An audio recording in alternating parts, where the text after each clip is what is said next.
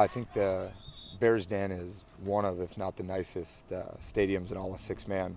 It's a place that has stood the test of time.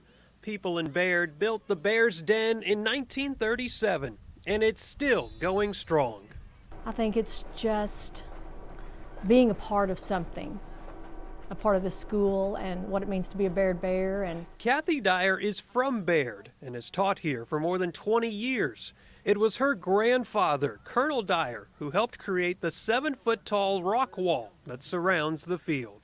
he volunteered to have his workers who were at the ranch at the time load up rocks, and so for weeks they hauled rocks to Baird and enclosed the football field, build the rock gym, and even the rock fence out in front of the school.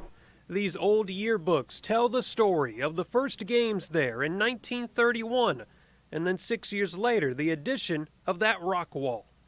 At what point it became the Bears Den, I'm not sure, but there was a conversation that arose, and my grandmother, Beulah Dyer, suggested the name the Bears Den. Anytime you have a rock wall, it kind of gives it that tight, intimate atmosphere, and then the hometown crowd, Baird likes to support their athletics, likes to support their kids. All this construction was part of the Works Project Administration, the WPA, which was part of the New Deal, meant to get people back to work during the Great Depression. When you had 25% of the eligible workforce out of work, it really provided help for them. Dr. Paul Fabrizio is a political science professor at McMurray. Baird Stadium is one of 6 in our area we could find that were built by the WPA.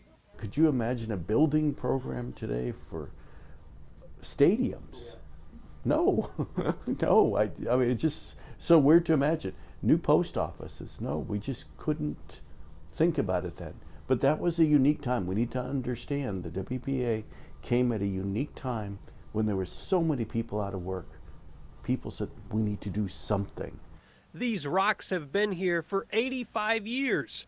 Baird has new construction projects on the horizon, but they'll be incorporating their history into what's to come.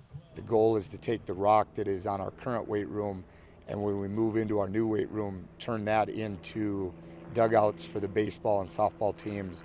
So I think Baird has done a solid job connecting the past to the future while still having a classic feel in the present. Back in the library, as we looked over these old pictures of football players from long ago, Mrs. Dyer stressed how important it is to preserve history and keep it alive.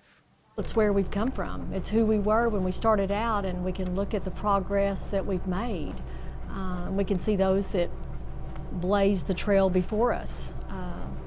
We have a lot of pride too, you know, strong roots here, families, and you know, it means something to these kids when they tell me, well, my dad played for the Baird Bears, you know, so I think that's important.